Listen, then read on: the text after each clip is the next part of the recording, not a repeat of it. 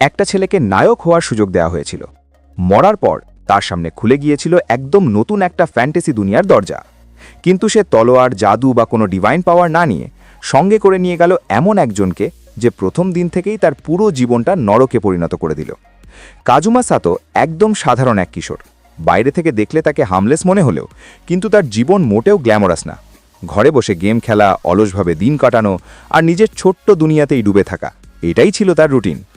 একদিন নতুন গেম কিনে বাড়ি ফেরার সময় সে হঠাৎ দেখে সামনে একটা মেয়ে রাস্তায় নেমে পড়েছে, আর দূর থেকে একটা বড় গাড়ি দ্রুত এগিয়ে আসছে। 1 সেকেন্ডও দেরি না করে কাজুমা দৌড়ে যায়। তার মাথায় তখন একটাই চিন্তা, যেভাবেই হোক মেয়েটাকে বাঁচাতে হবে। সে ঝাঁপিয়ে পড়ে, মেয়েটাকে সরিয়ে দেওয়ার চেষ্টা করে, আর তারপরই সব অন্ধকার হয়ে যায়। চোখ খুলতেই সে দেখে সে এক অদ্ভুত সাদা ফাঁকা জায়গায় বসে আছে। সামনে এক সুন্দরী মেয়ে, কিন্তু তার মুখের ভাব আর আচরণ দেখে বোঝা যায় সে মোটেও শান্ত বা কোমল কেউ না।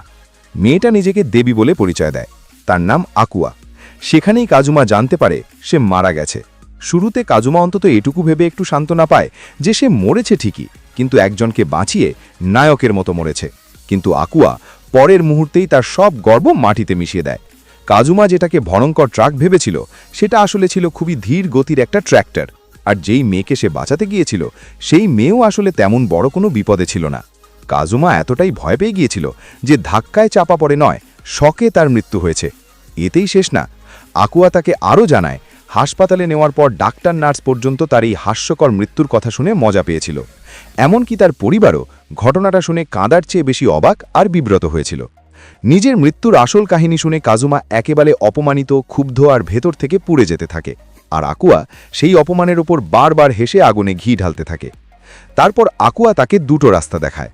চাইলে সে স্বর্গে যেতে পারে, যেখানে জীবন শান্ত, নিরিবিলি, কিন্তু খুব একটা এক্সাইটিং না। আর চাইলে সে যেতে পারে এক ফ্যান্টাসি দুনিয়ায়, যেখানে ডিমন কিং তাণ্ডব চালাচ্ছে, মানুষ ভয়ে বাঁচতে পারছে না, আর সেই দুনিয়ায় নায়ক হয়ে নতুন জীবন শুরু করার সুযোগ আছে। শুধু তাই নয়, সেখানে যাওয়ার আগে সে একটা স্পেশাল জিনিস বা ক্ষমতা সঙ্গে নিতে পারবে, যা তার নতুন জীবনে বড় অ্যাডভান্টেজ দেবে।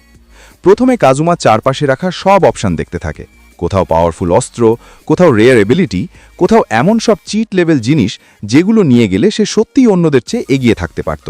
কিন্তু আকুয়ার একের পর এক খোঁচা, বিদ্রুপ আর অহংকারী আচরণ কাজুমার মাথা গরম করে দেয়। সে বুঝে যায় সামনে বসে থাকা এই দেবী নিজেকে খুব বড় কিছু ভাবছে। আর তখনই কাজুমা এমন একটা সিদ্ধান্ত নেয় যেটা কেউ কল্পনাও করেনি। সে বলে সে সঙ্গে করে কোনো অস্ত্র বা ম্যাজিক আইটেম না, আকুয়াকেই নিতে চায়। মুহূর্তের মধ্যে আকুয়ার মুখের ভাব পাল্টে যায়। এতক্ষণ যে অন্যকে নিয়ে মজা করছিল, এবার বিপদ এসে পড়ে তার নিজের ঘাড়ে। আর সঙ্গে সঙ্গেই আরেকজন স্বর্গীয় সত্তা এসে জানিয়ে দেয়, ঠিক আছে, কাজুমার পছন্দ গ্রহণ করা হয়েছে। এখন থেকে আকুয়াকেও ওই নতুন দুনিয়ায় যেতে হবে। যতক্ষণ না ডিমন কিং পরাজিত হচ্ছে, ততক্ষণ তার ফেরার পথও বন্ধ। কিছু বোঝার আগেই দুজনকে পাঠিয়ে দেওয়া হয় নতুন জগতে। পরের মুহূর্তে কাজুমা আর আকুয়া এসে হাজির হয় এক ফ্যান্টাসি শহরের সামনে। কাজুমার চোখে উত্তেজনা, এতদিনের গেমের দুনিয়া যেন সত্যি হয়ে গেছে। চারদিকে মধ্যযুগীয় পরিবেশ, অ্যাডভেঞ্চারার, কোয়েস্ট, ম্যাজিক, সবকিছু যেন একেবারে স্বপ্নের মতো। তার মনে হয় এবার হয়তো সত্যিই তার জীবন বদলে যাবে। কিন্তু আকুয়ার অবস্থা একদম উল্টো। সে হতবাক।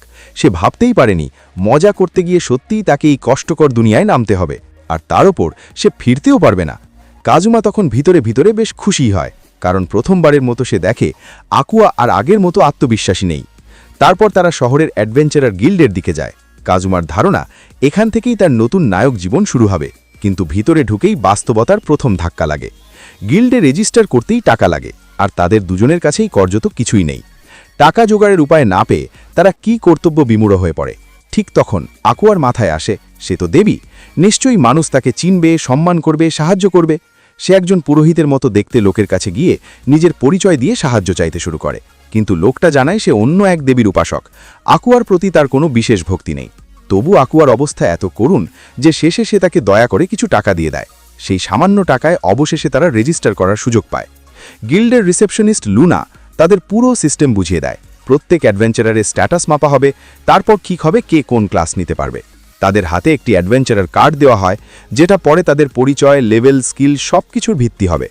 প্রথমে আকুয়ার স্ট্যাটাস পরীক্ষা করা হয়। ক্রিস্টাল বলে তার ক্ষমতা মাপতেই সবাই অবাক হয়ে যায়। ইন্টেলিজেন্স বাদ দিলে তার প্রায় সব স্ট্যাটসই অস্বাভাবিক রকম উঁচু। ডিভাইন পাওয়ার, ম্যানা, লাক ছাড়া বাকি দিকগুলোতেও সে সাধারণ মানুষের চেয়ে অনেক এগিয়ে। তাই সে খুব সহজেই পাওয়ারফুল আর্ক প্রিস্ট ক্লাস নিতে পারে। চারপাশের লোকেরাও বুঝে যায় মেয়েটা অদ্ভুত হলেও তার মধ্যে সত্যি বিশাল ক্ষমতা আছে। তারপর আসে কাজুমার পালা। কাজুমা ভিতরে ভিতরে আশা করছিল হয়তো তার মধ্যেও লুকিয়ে আছে কোনো ব্রোকেন অ্যাবিলিটি, হয়তো সে স্পেশাল হিরো ক্লাস পাবে অথবা রেয়ার কোনো ট্যালেন্ট বের হবে। কিন্তু ফল বেরোতেই সব পরিষ্কার হয়ে যায়। তার স্ট্যাটস মোটামুটি, না খুব খারাপ না খুব অসাধারণ, একেবারে অ্যাভারেজ। তার জন্য খোলা থাকে শুধু বেসিক অ্যাডভেঞ্চারার ক্লাস, মানে সে একেবারে সেই শুরুতে দাঁড়িয়ে যেখান থেকে সাধারণ মানুষ কষ্ট করে ধীরে ধীরে এগোয়। এই ফল দেখে কাজুমার মুখ গম্ভীর হয়ে যায়। ফ্যান্টাসি জগতে এসে সে যেমন গ্র্যান্ড শুরু কল্পনা করেছিল, বাস্তবে তার কিছুই হলো না। অন্যদিকে আকুয়া পাওয়ারফুল ক্লাস পেলেও তার আচরণ এমন যে তাকে ভরসা করা কঠিন।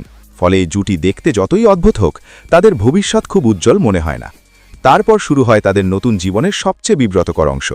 অ্যাডভেঞ্চারার হয়ে বড় বড় মনস্টার মারার বদলে তারা টাকার জন্য কনস্ট্রাকশন সাইটে শ্রমিকের কাজ নিতে বাধ্য হয়। সারাদিন ঘাম ঝরিয়ে কাজ করা, মাটি টানা, মালপত্র ওঠানো, লোকজনের খুঁতখুতানি সহ্য করা, এই কঠিন বাস্তবতার ভিতরেই তাদের দিন কাটতে থাকে।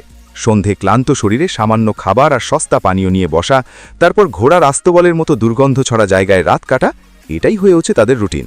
কাজুমা নিশ্চয়ই ভাবেনি অন্য জগতে এসে তার জীবন এতটা নিচু লেভেল থেকে শুরু হবে।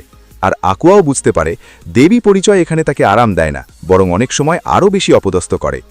দিন কেটে যায়। ফ্যান্টাসি অ্যাডভেঞ্চার শুরু করার বদলে তারা যেন বেঁচে থাকার জন্যই লড়ছে। বড় স্বপ্ন, বড় মিশন, ডিমন কিং সবকিছু ধীরে ধীরে পিছিয়ে পড়ে। দুজনেই কাজের চাপে, টাকার চিন্তায় আর বাস্তব সমস্যায় এমনভাবে ডুবে যায় যে তারা কেন এই দুনিয়ায় এসেছে সেটাই প্রায় ভুলে বসে। শেষমেশ একসময় সেই কথাটা আবার সামনে আসে। কাজুমা আর আকুয়া দুজনেই বুঝতে পারে এভাবে দিন কাটালে কিছুই হবে না। কাজ করতে করতে, খেতে খেতে, কষ্টে বেঁচে থাকতে থাকতে তারা আসল লক্ষ্যটাই হারিয়ে ফেলেছে। আর সেখানেই তাদের নতুন জীবনের সত্যিকারের শুরু হওয়ার আভাস পাওয়া যায়। আজকের এক্সপ্লেন এখানেই শেষ, তবে বিশ্বাস করো সামনে গল্প যেদিকে মোড় নেবে সেটা আরও বেশি চমকপ্রদ হতে চলেছে। তাই অপেক্ষা করো পরের ভিডিওর জন্য।